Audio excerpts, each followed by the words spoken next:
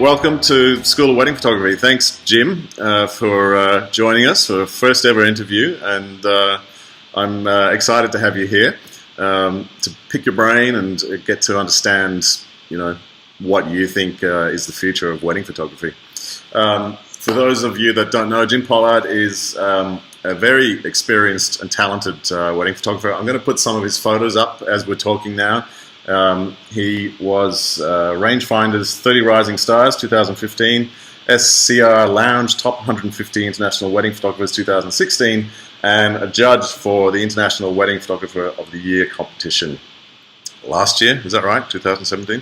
Yeah. Jim and his wife Vicky are based in Queenstown, New Zealand. I was going to say Queensberry because New Zealand albums confused me for a second. But originally from England, is that right? Yep. Yeah. Whereabouts? That's right. Originally, I was born kind of halfway between Brighton and London, in the southeast of England.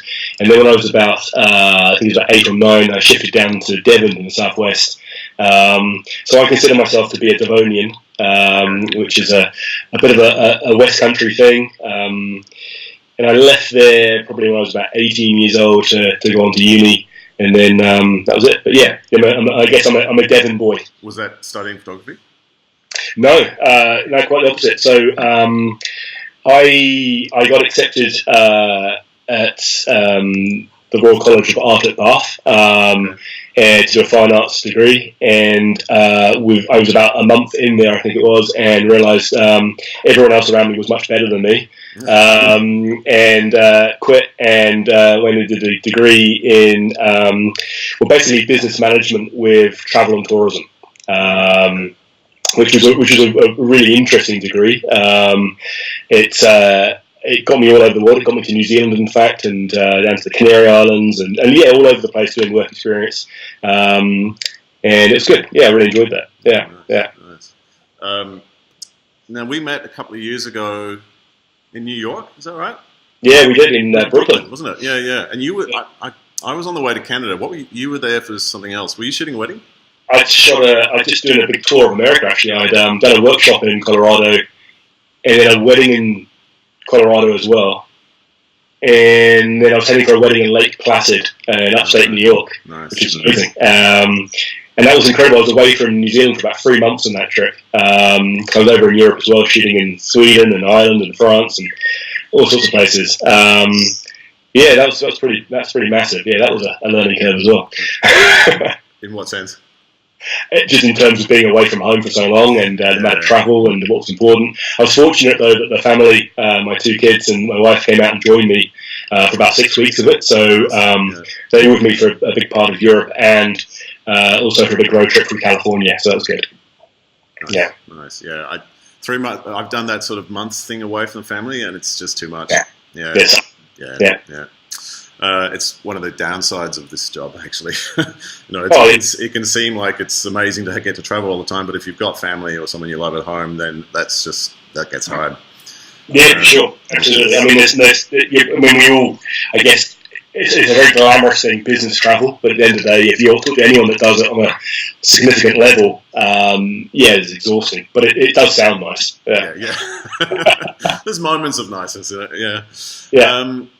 Okay, so you did the business degree ended up leading you to work that took you to New Zealand, and that's where you've stayed? No, well, so I came down here so the idea was during the degrees that you go on work experience with relevant organisations around the world.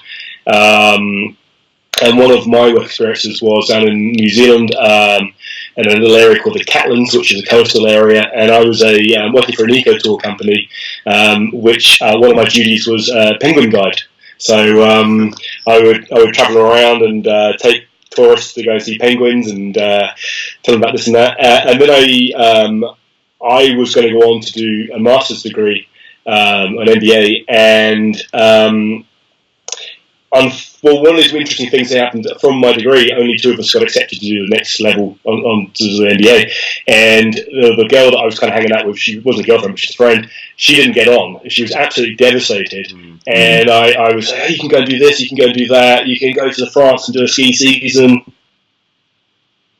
And I got so excited by these options that she had in front of her that I deferred my course and went and did exactly that. I went to the ski season and I never went back. So I got then hooked into the winter sports industry. So I ended up doing about 17 back-to-back winters between New Zealand and Europe and America, and finished up as a professional snowboarder, and ended up coaching and instructing and examining and that kind of stuff. Yeah, so it was pretty full on. Were you photographing at this time? Yeah, not really photographing. I mean, I was certainly had a camera in the hand, and I did make a couple of snowboard videos. I was certainly doing, you can't help when you're travelling but to take photos. Yeah. It was a little bit different now. I mean, I would have loved to have had an iPhone in my pocket when I was up on the mountain. Yeah. But it wasn't, you were dealing with a big old video camera, or you were dealing with a SLR, sorry. But yeah, there was elements of photography there, but it certainly wasn't a big biggie, if that makes sense. Yeah, yeah. So, I mean, what was the leap then into photography? What happened? So after doing the sort of winter sports thing, Vicky and I, we settled down in Queenstown, and which is great, but it meant that we had to kind of get a real jobs, and we did about, I don't know, maybe 8 years of real jobs, maybe a bit less actually, probably about 6 years actually, and I hated it. I hated every minute, going from sort of being a top dog in the snowboard industry to doing nothing and doing jobs that I just had to do in order to live. So we built a house and we raised 2 kids, and it was, if anything, it was a catalyst to actually having to say, right, what is it we really want to do? How are we gonna live our lives? And I had no idea what it was I wanted to do.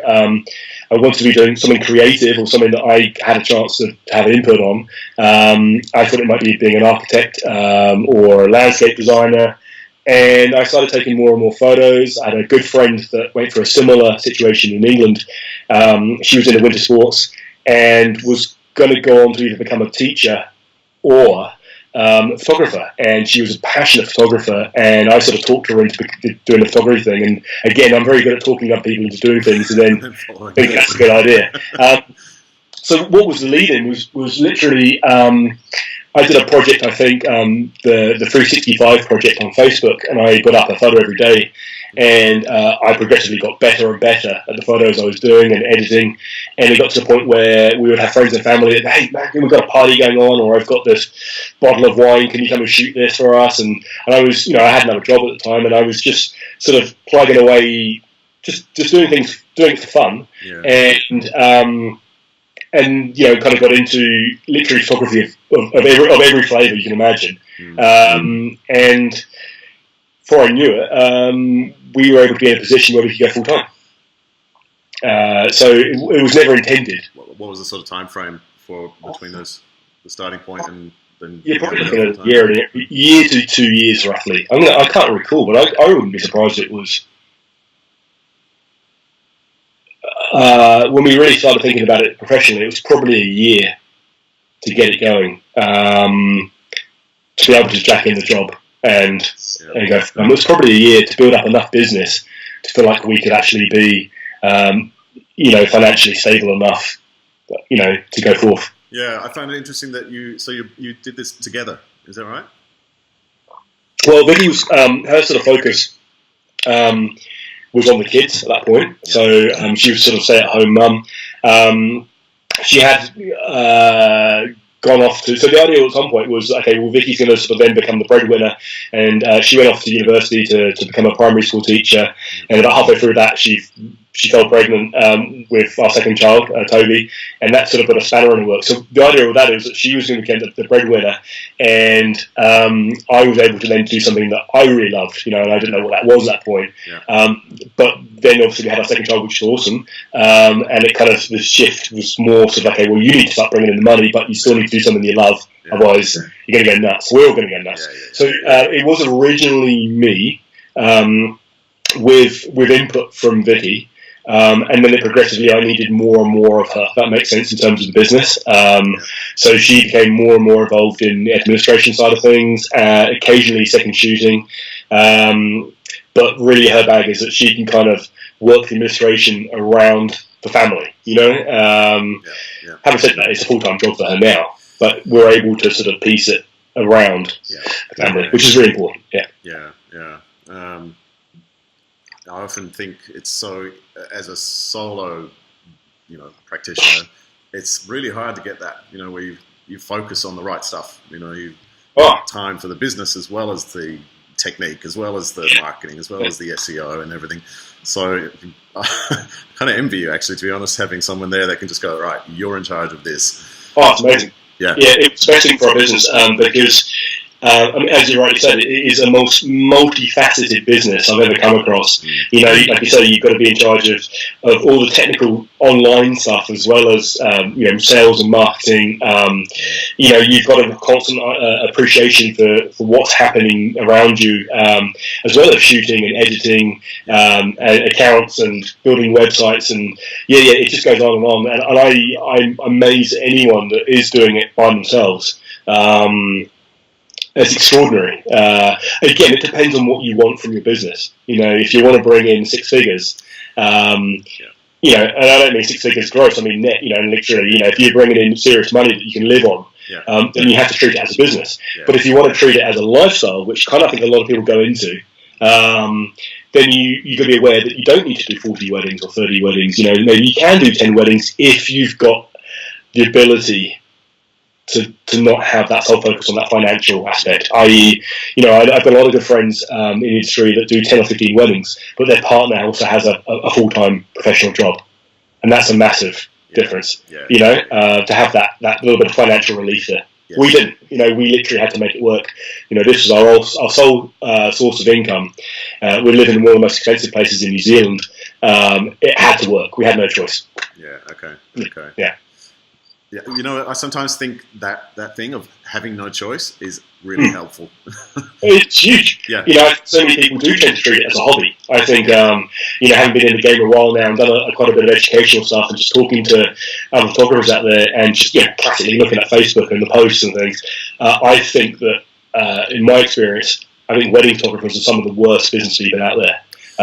We sort of treat ourselves as the mom and pop, like sort of mom and pop store, in a sense that, if there's a cancellation of a wedding and everyone's like, don't be too hard on them, give them the money back, that kind of stuff. And I get that. I get you want to be the nice guy, and I get you want to have a good name for yourself as being the nice guy. But, any other business, that wouldn't happen. Do you know what I mean? They wouldn't be that debate. They wouldn't be in conversation piece. It'd be like, hey, you didn't. They cancelled the flight. Well, you don't get your money back. You cancel this, you get your money. And I'm not saying that you should be one way or the other, but I'm saying if you want to treat it as a business, then you need to behave as a business person. Yes. Look, that actually leads me on to a question I was going to ask later, but I'll ask it now, which is to be successful as a wedding photographer, by which I mean to make it a career, and we might talk about that a little bit later, but to have longevity, to get financial reward, what do you think are the important things to focus on? Is it the art? Is it the business? Is it the marketing? Is it the networking? What is it? It's all of that. That's the unfortunate thing. Look, I think the key question you have to ask yourself from the start, and again, this is obviously an evolving thing, but what do you want from the business? What is the end goal as such? And I think, like any business, if you go into it with not necessarily a business plan, but something not quite as formal as that, but you definitely need to know, okay, what is it we want from this? Is there going to be, I know photographers that literally just want to earn enough money to put film in the refrigerator, and pay the rent. I know some people that want to buy a Tesla, and want to buy and have a mortgage. I know some people that want to be able to work for 4 months of the year flat out and then have the rest of the time to become a painter or sail around the world on a boat. You know what I mean? So again, it just comes down to that and your aspirations and motivations for the business. What is most important? Look, because we do, and that's a sort of a rude word, but we do have clients. And when you have clients, they want a product or service from you. So at the end of the day, the art and the craft is incredibly important. But you've got to recognise, if you're providing a service or a product, you're putting it out there, You've got to realise, okay, what is your clientele? What do they want? And are you able to provide that? So it could be that you literally, you know, like some photographers, it's all about the art, and for them, they're just wholly focused on that. Potentially at the expense, maybe, of their clientele. Not always. If they've got the right clientele, it's perfect. So again, it's a hard, rambling answer, but I think you just got to be recognised, what it is that you want, what it is that your clientele want, and then you've got to find a way to match that. Do you know? Yes. You can't be all things to all people. You've got to, and those that do really, really well, and I'm a strong believer in this. You've got to do it that in your heart, what you're providing is what you yourself would like, and you yourself want to do, because it's the only way that you'll ever become individual, and it's the only way that you'll get the individual market, or should I say, individual clientele that have to play. If you try and be everything, you're nothing. Then you can't. Yeah. Do you know what I mean? And I think that's the hardest thing. If you're dealing with mass market, you never shine. But if you're dealing with someone that your heart, wants. I use an analogy quite often about talking about house building, and this is a classic case right now because we might be selling our house. So when we designed our house, I was actually designing other houses at the time. I designed about 35 houses in a past life. And we get people that we just want to build a house that has on-sale value. We don't really care what it looks like. We just want to make sure it has the standard 3 bedrooms, 2 bathrooms. But the trouble with that is that everyone's doing exactly those cookie-cutter houses, and when it comes to selling your house, there's nothing that's really that different about it apart from price. Whereas if you do design something that you really love and that you really appreciate, it means that you're enjoying living in it. And then when it comes to selling it, that 1 or 2 people come along and they have to have it. And I guess that's how it should apply really in any business, product or service. Again, depending on your market level. Do you know what I mean? Yes. Yeah. No, I do. I think there's a TED talk. I don't remember what it was called, but it was something about the why.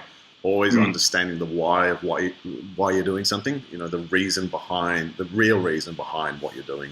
And I'm not just doing it because I want money or I want to travel to fancy places.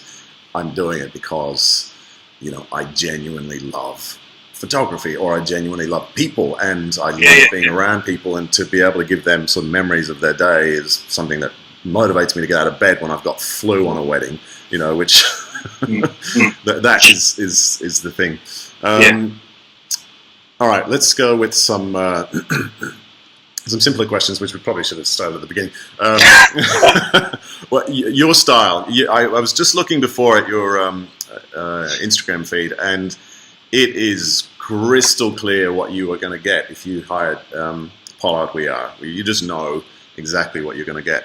And I think, from my perspective, I've seen a lot of portfolios where I sort of look at them and I go, that's lovely photos, but they're quite different, and I could get this one day, or I could get that, and I'd rather this. Has this been something you've consciously done, where you've sort of chosen to work in one? Oh, I think it's again, it's an evolution. I think when we started out, it was. Whoa. I mean, the thing is, you've got to realise when you look at social media, particularly Instagram, again, that's been a shift in terms of how we use Instagram as a population. Classically, it was like a diary. We were taking photographs of coffee cups and kittens and that kind of stuff. And now, as professionals, we're turning it into a showcase, a gallery.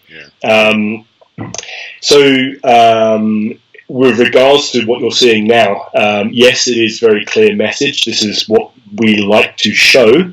But again, it's only about, in reality, it's such a small, those hero shots, there's such a small amount of what you'll get in a classic wedding. And I still do the dress shots and the bridal party and the kiss shot and the dance shots and that kind of stuff. And I love that. So in a way, it's been a little bit of a detriment that we're not showing those, but that's always what we felt a blog was for. And slideshows. We feel that a website is the place to look at lots and lots of photos and make up a story. So currently, how we use Instagram at the moment, we want to stop people in their tracks when they're doing their classic scroll, and people that's what they do now. I don't know about you, but I just, and every now and again, something just makes me stop. I want to look at it, and then I want to know more. And it's advertising, and that's how I treat it. It's advertising. It's not a journal anymore. It's purely advertising, and it's like flipping through a magazine. If there's suddenly an advert that makes you stop, and you're like, "Oh, that's a flash-looking car," or "That's a cool, snappy pair of shoes," I want to know more. So that's the idea. Is I want them then to be, to stop, look at those images, and want, better word, the epic, the eye-catching, the awe-inspiring, and I want to go, I want to know more about this person, this photography team. What else can they do? And I'm hoping that then they can go onto our website and actually see the stories that, yes, we do take other photos. And I'd hate to be typecast that I only ever just do photos on top of a mountain. I'm up there for half an hour and that's a wedding day. Of course it's not. but and we know that. But and there's obviously different ways of telling that on Instagram through highlights and through the Instagram stories. So gradually we're trying to work and get our heads around utilising that. We've been a little bit slower on the upkeep, but we are aware that that's something that we need to do. But yeah, I want to have a clear message on there. That is, again, it's marketing. However, when it comes to a whole wedding day, I do everything and anything, and I love that. And I love doing urban shoots as much as I love doing shoots by the coast. And but I happen to live in the mountains. Nearly all my life has been I've been a mountain man, obviously with the winter sports. So I have a deep affinity with mountains and rugged landscapes and things. And because that's where I live, and the majority of my work seems to be that way. Then I get clients that are also focused on that, and it's sort of a self-perpetuating kind of circle. You just keep going around and around. As much as I'd love to go to, Melbourne or middle of the desert somewhere, the thing is, I'm now known for that. And yes, I have been typecast, and sometimes it frustrates me, but I've also got a living, and I'm pretty good at what I do in that regard, and that's okay. It's all right. Do you, in terms of, so if it's evolved to this point, do you have sort of a sense of where it might be going? In terms of the style, or in terms of just the business itself? Everything. Yeah. I mean, I was thinking style, but I'm kind of curious about. Well, style's one of those things that I guess I don't really have any idea where it's going, and it's really interesting. I think, like anyone, if you look at your work from 6 months ago, I'm like a little shudder, like, let alone 2 years ago. Again, it's not bad work. It's just that you have moved on, and it's probably no different to someone making clothes or designing houses or anything else. I think it's very difficult to have a classic style. People talk about that, that they want to have a classic style. The danger, I think, of that is if you're taking photos of a wedding day, and you do it in a classic style. So in other words, your photos are going to look as good in, say, 20 years' time or 10 years' time or whatever else. That's cool. But everything else in that wedding photo would have changed in terms of style. So the wedding dress, the makeup, the flowers and the hair. I look at my parents' wedding photos, and I love the fact that it looks like a wedding photo from 1970s or whatever. And I love the fact that I look at, some of the photos from 1980s and 90s. And I think it's okay to be contemporary. I think it's okay to have an evolving style. I think, if anything, it's almost dangerous to have a stagnant style. So, I've definitely evolved. I think back to the original pretty hardcore edits that I would do back in sort of like 5 or 6 years ago, and how the big, deep fade had happened, and then it kind of got out of those colours. And I still like to tinker with it. But, we've all changed and tinkered in over the last 5 years. There's definitely styles now that I'm not super stoked about what I see out there. I don't like it. I'm not going to comment on what those styles are, but there's certainly things out there that I don't like. But each their own, and if their couples are happy, and if they're happy, then who am I to disagree? I guess I don't want to do anything on they put on the wall, and then in 2 years' time go, ugh. Do you know what I mean? So it's a fine line. In terms of the business,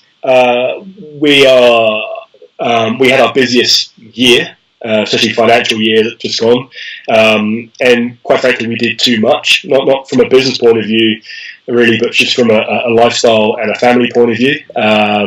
So that's been really good for us to recognise that we need to change. and then with that, because I feel that the industry is beginning to change, that can go hand in hand.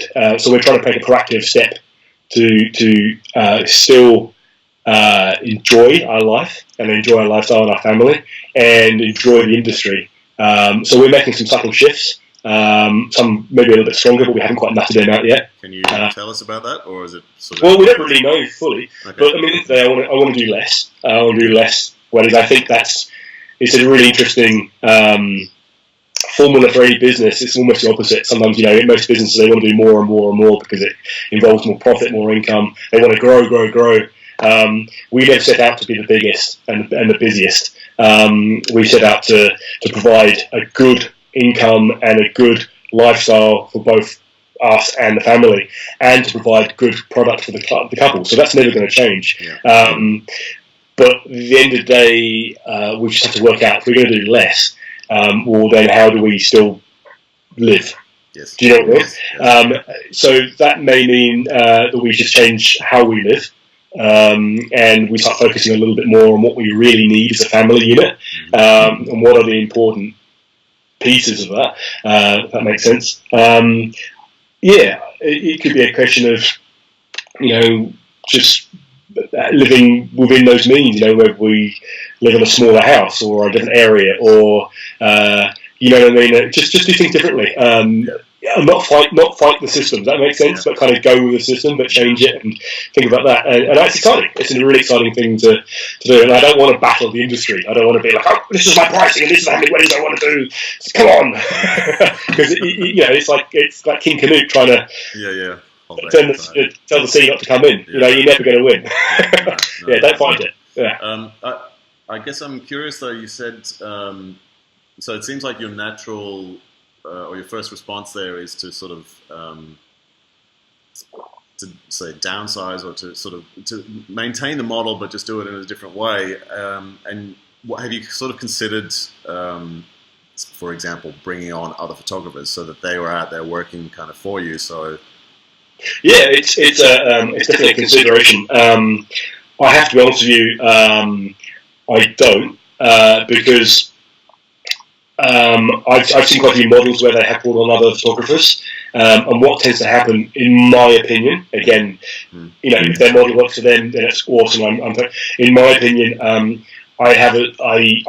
think it would probably dilute what it is that we offer. And at the end of the day, what we feel we offer has always been us. At the end of the day, I think that's what any creative has on hand is that we are different to anyone else, and obviously not just in terms of the craft, but how we deal with people and see things and what we want. As soon as you bring on other people, I think it dilutes that a little bit, unless you really play to the strengths of each of those. And that's cool. It also creates a little bit of hassle, which we don't really want. Again, I worked with a building company, yes, where the design process came into play, and we were comfortably just the three of us dealing with it. It was like kind of the two owners and myself as a sort of salesperson and designer. And then in order to do, we do 10 homes comfortably. To do 11 homes, we needed a project manager. But to pay for him, we needed to do another 10 homes to pay for his salary. Now we're doing 20 homes. We actually need another administration, a secretary. To pay for her, we need another 5 homes. So all of a sudden we're doing 25 homes. We're not really making any more money. We're actually less happy. We're more stressed out. And you kind of go, hang on a minute. This seems to be the key model of the business world, is that we need to build and build and build and build and build. And that's great. But we actually don't, as long as we live within our means and we are able to feed ourselves and we have good quality clothes, well, not good quality, but clothes that we enjoy and cars that we can, and we're able to go up the mountain and buy a coffee and have a bit. Again, it's living within our means. I don't want to live in, I don't want to have 5 houses around the world, and I don't need a jet and everything else. And it just comes down to what you want. Yeah. Do you know what I mean? And I'm quite happy to downsize. It doesn't necessarily mean I'm going to live worse. It just doesn't mean I'm going to need a smaller house. It's just, I don't necessarily need $1 million house in Queenstown. I can quite happily buy a $700,000 house up the road. Do you know what I mean? Totally. You said something earlier about changing industry. and that I think you think it's changing. Can you speak a little bit about that? Yeah, well, in a nutshell, because this is definitely something I can ramble on about for hours, ideally over a pint. Look again, any industry, they're always evolving, and I definitely think the wedding photography industry has evolved dramatically in the last 50 years, let alone 10 years or 5 years. The biggest shift, obviously, is the classic film to digital, and that's really changed in how we do things. And then with that shift has been the ease of business in terms of the presets, the software like Lightroom and Smart Slides, and all the way of distributing photos and smart albums. All these things, I'm just throwing out album companies here, but these are things that I think make our lives a lot easier. Yeah. So that's been a shift. I think it's also been a shift now where it's never been more appealing to be a wedding photographer than it has, in its current time. Purely because people, all we're showing is awesomeness on social media, and particularly like Instagram, as you mentioned earlier. All you're seeing is, for me personally, flying on top of mountains, in helicopters and these epic photos, and the subsequent likes and stuff that go with it, and potentially the travel that's involved, and it looks like a really awesome lifestyle, and it is. But of course, you're only showing obviously the tip of the iceberg. Yes. You're not seeing all the behind the scenes and the working weekends and everything else. But that's relevant because at the end of the day, it looks like an awesome job, and if we make something really that looks really awesome, then people want to get involved in it. And I would say it's definitely been a case where there is more and more photographers than ever before, and again, there are reasons that they're doing weddings or shooting weddings. It may be different to potentially how people were motivated 10 years ago. They could have been in it for 20, 30, 40 years. It could have been a career. Now it's potentially a 5-year career, and then they the dynamic of their own life has changed. Maybe they've got children, or they want to settle down, or they buy a house, and potentially, flying around the world for $1,000 a wedding or $2,000 a wedding or whatever else, which would have been great when you were 23 or 25 or 30 or whatever. But now the dynamic is changing in your life. Yeah. Then it becomes a little harder, and that's something that I see. There's more and more wedding photographers, but they don't seem to be in it for as long. It seems to be a lot shorter now. The time span. Running out quickly. Yeah. And with that, of course, when you do get more and more competition, then obviously I think that's going to change pricing because people need to work, they need to live, so they can't all charge top dollar for a wedding. They can't. The market won't allow that. Yeah. So it means that they'll potentially bring their prices down because A, they want work and they want to be seen, and B, they want to earn money. I don't know, I did a list recently on my my other website blog of I was trying to put together a list of photographers in New York City.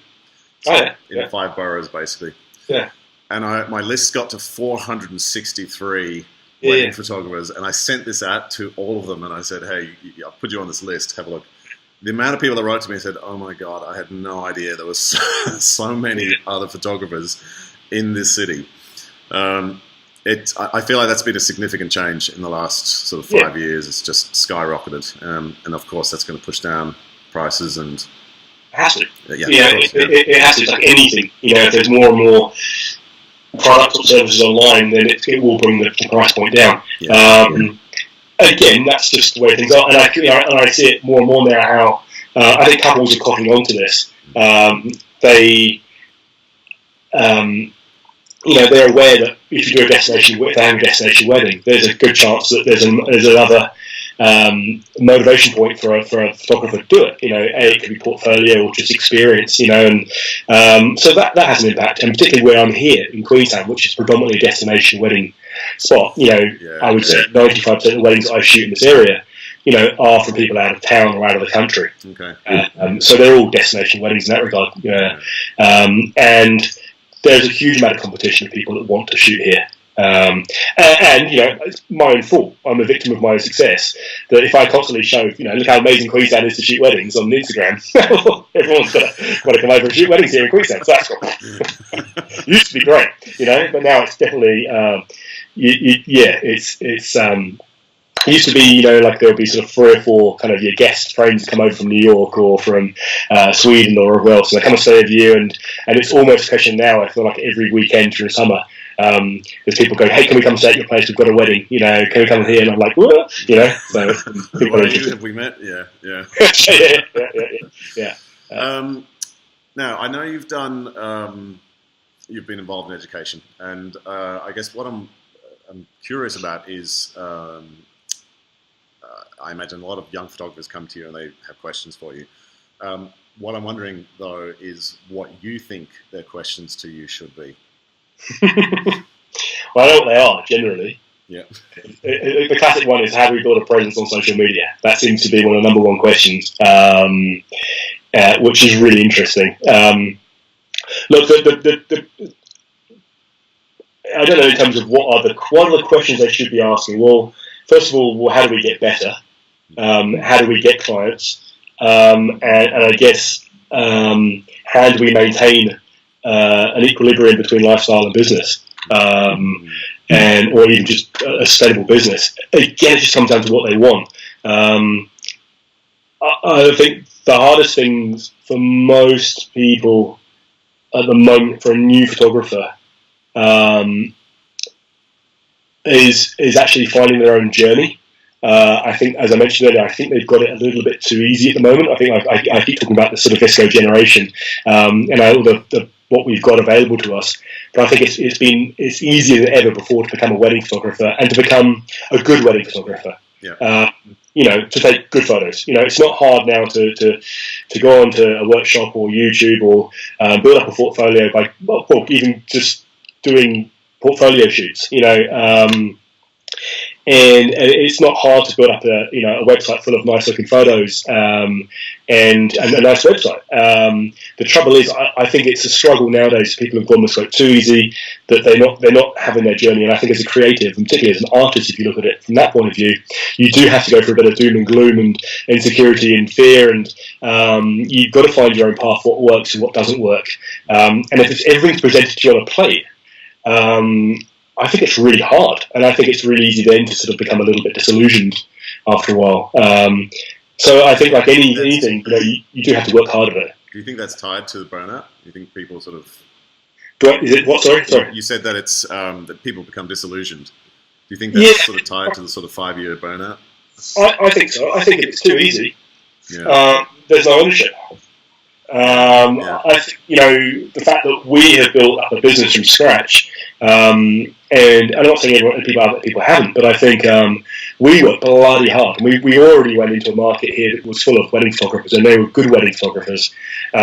We just had the challenge of trying to do something a little bit different, and treat it a little bit differently. Now we're the norm here. Everyone's kind of doing what we offered, but back then it was a little bit different. Yeah. But we worked really, really, really hard. The most important thing for us was establishing a market, and establishing probably a local market was really important. But we never wanted to be local photographers. We didn't want to fall into that trap of being territorial. But at the same point, it doesn't matter if you want to do weddings around the outside of the world. If you do want to settle down, you've got no job if you need to do weddings locally. I just think working really hard is establishing a style, working hard at it. I think it's a great thing to do things like outsourcing, particularly if you're working by yourself. It's slightly debatable doing outsourcing for your editing. I think that's something that you should have ownership over, but at the end of the day, it comes down to your wants and needs. I do feel that the product that you give your couples, particularly in the digital age, at least, if not half of it, is the editing. And that's when you get to put your stamp of personality and emotion into it. So I would say to anyone at the start, don't take the easy approach. Just really learn how to work hard at pulling everything apart and putting it back together again. Yeah, that actually kind of ties into my next question, which was if you could give your younger self, advice. God, what would it be?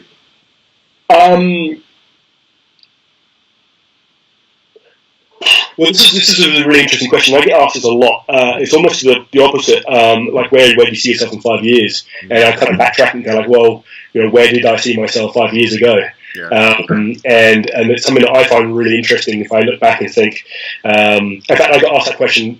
I was doing a talk in Brazil of all places. I was doing a conference down there, and they asked me that question, and I was like, if you told me 5 years ago that I would be doing a talk in Brazil to a bunch of professional photographers, I would think you're mad. So if I could go back in time and talk to myself, I would first of all just sort of say, well, things are going to be okay. Just you've got to work at it. And I think it's that insecurity and fear that fed me to work hard. I would spend less time being well, it's a hard one because things are so different now, but less time being concerned about other wedding photographers. Yeah. You need a community. You need to build up a really strong community around yourself, be it local or international, however you do it. It's really important that you have a group of people that you can reach out to and go, hey, am I doing this right? Am I screwing this up? Does this picture look okay? I need some honest feedback. I don't need likes. I need honest criticism. Yeah. For me, I have to say it was actually quite good as a local photography club that I got into, the New Zealand Institute of Professional Photographers. That was really useful for me because I got a lot of really good ideas about framing and about how to do things. So it was really learning about the initial craft. It's not so much at the start of my career, but sort of the midpoint, maybe 2 or 3 years ago, I think I became overly infatuated with my presence and my place in the industry. Yes. And I think in hindsight, that's been pretty detrimental to probably our well-being as a business as well as a person, because you're so consumed with.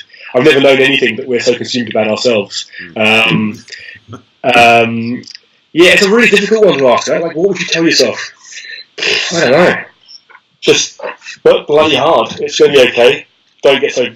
Just be concerned about yourself and your service and your craft, and focus on your clients. All that stuff. It's a really hard one. It's probably a wishy-washy answer, isn't it? Really. No. Look, I mean, I think what you said then is right. I think if you're focusing on the service and the client, almost like actually take yourself out of it if you can, and don't let that ego creep come in where you're sort of thinking, oh, this is about me and my, as you said, in my position in the industry. That is kind of helpful. Okay. Just with regards to that, though, there's a fine line between ego and confidence. And I think I find it really interesting. Particularly we talk about it in creatives. I think you need also to be confident about your work and what you're doing. That it is okay. That you can believe in that. But it is that fine line between when that comes over and just thinking that you are the Mac Daddy. Do you know what I mean? I don't know what the shift is. What is the metric between being confident in what you do and having that ego? And I think that's almost a perception. Okay. Now, I sometimes, when I'm shooting weddings, I sometimes think this is like Groundhog Day. I'm literally reliving the same day over and over and over. And I was just recently thinking about it, and I thought, what does my perfect day look like? He ends up at the end of the movie, Bill Murray, he gets to the point where he's actually done the perfect day. He's saved someone's life and done whatever he can. He's learned all the piano and the languages and everything. And I'm not quite sure what my perfect day would look like. So in regards to a wedding, related to a wedding. What do you think it would be for you? Well, it's an ever-changing thing as well, isn't it? Because you can't have the same perfect day again and again because it'd be boring after a while. It's and that's the challenge I have here is that I think I have some of the perfect shooting conditions in the world. I have the most incredible landscapes. I have access to them.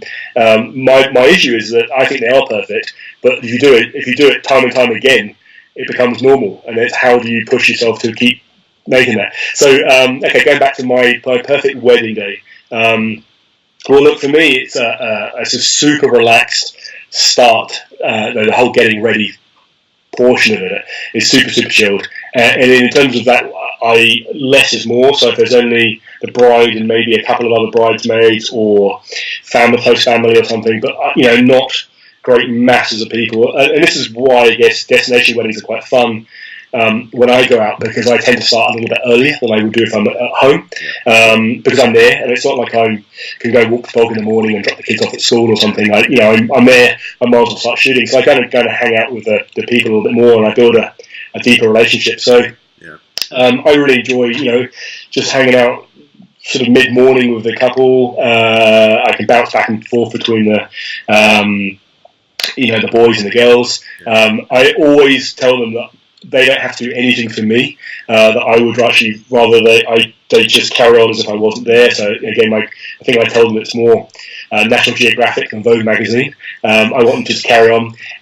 And that way they can relax around me and I can relax around them. I'm just capturing what's going on. It could be I'm sitting down and have a cup of coffee with all of them. We just sit at the table. They've got most of the stuff done.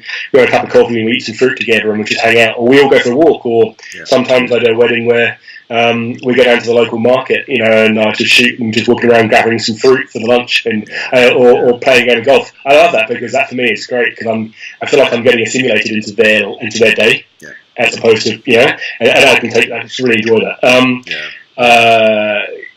Less stress. I hate stress. And I see it so many times at weddings. It's never normally a couple. It's always, an overly excitable mother or, maybe a bridesmaid or something. And, just cut all that out. Just let them enjoy themselves. Less stress, less panic. Give themselves plenty of time. Ideal scenario, we're talking about a lovely house or something that's full of beautiful light.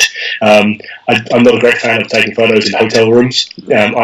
The bloody TV on the wall drives me bonkers, and just there's generally nowhere to sort of put a dress. There's nowhere to do this, no room. So a bit of space, a nice bit of character. I love that. Ceremony, so again, super chilled out. Ideally, it's about the couple. I must admit, I'm not a great fan of massive wedding parties. I think it can be overwhelming. So ideally, less is more in that regard as well. But just again, super relaxed, super chilled. If you can find people that have the same sort of passions and likes as you, then you tend to be doing things, shooting in places that mean something to you. Whether it's on top of a mountain, or I recently got to shoot a wedding in a nice hotel in northern Sweden, and that was incredible.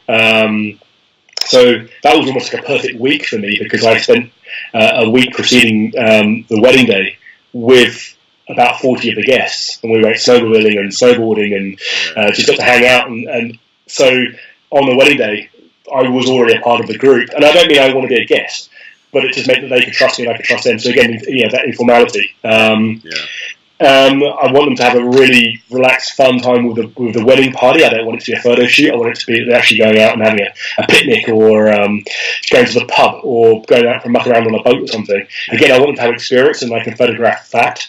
As opposed to them standing up like a football team. You know what I mean? So that's perfect for me.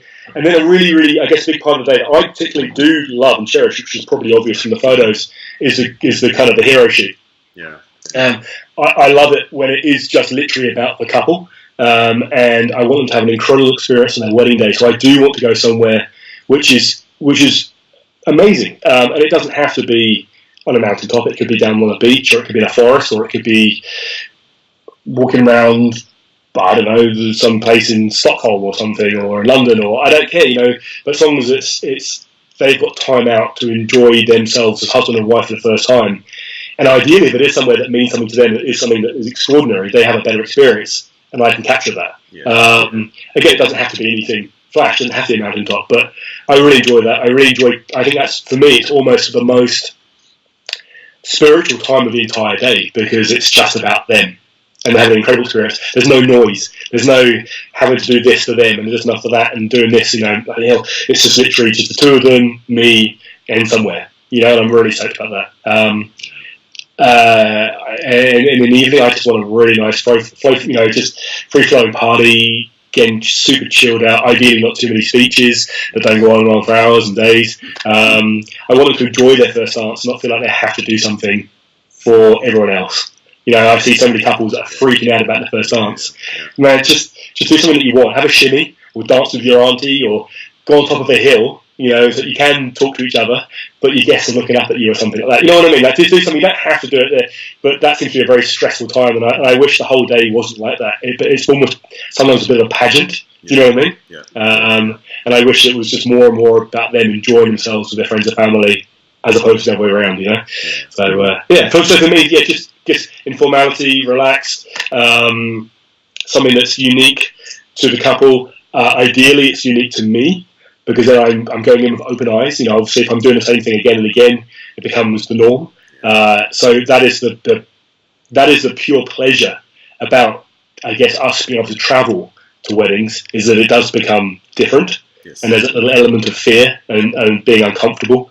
Because I don't know where we're going to go, what we're going to do. I don't know what the light's going to be like. You know, I don't know what this. And I love that. It keeps me alive. You know, so it's really healthy. Yeah. So I don't know. That was a very long-winded answer again, isn't it? But yeah, just something to make it enjoyable. Again, if you're doing something that you enjoy and that you love, then you're going to give it so much more. Yeah. What age are your kids? 10 and 7. Okay. So if one of those came to you when they're a little bit older and said, I'm thinking about becoming a wedding photographer, would you recommend it? What would you say to them? I would say they can do whatever they want, as long as it makes them happy and enjoy it. But classic dad answer. But, you know...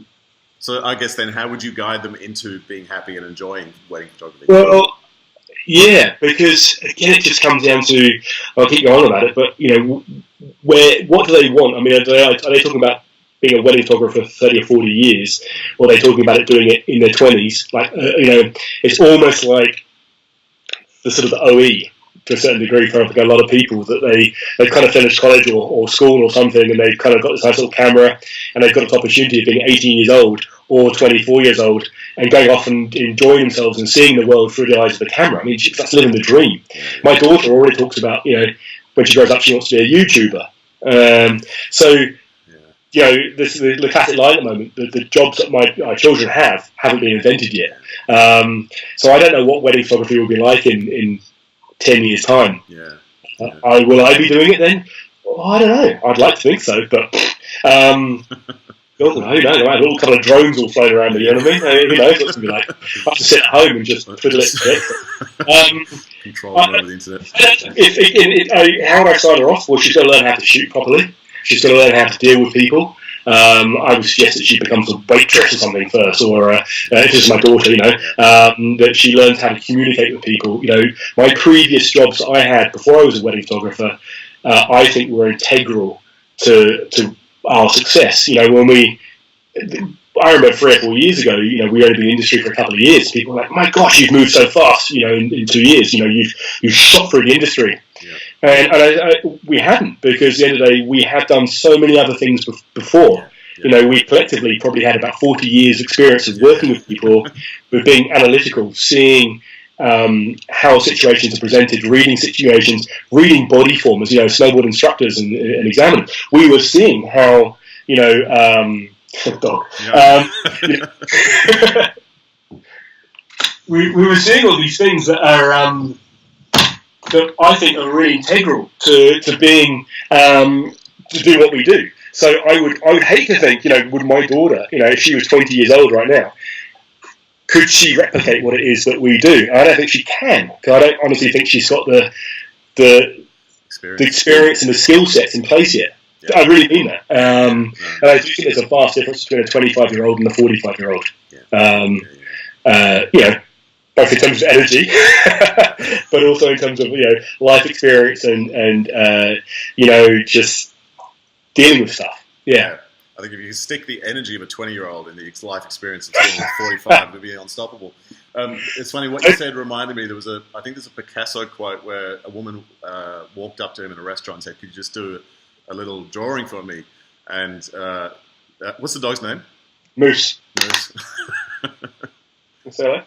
Hello, Moose. She walks up to him in a restaurant and she says, "Can you do a little drawing for me?" And he does a little scribble and then he hands it to her and he says, "That'll be $10,000. And she says, "That took you a couple of seconds." And he said, "No, that took me 40 years.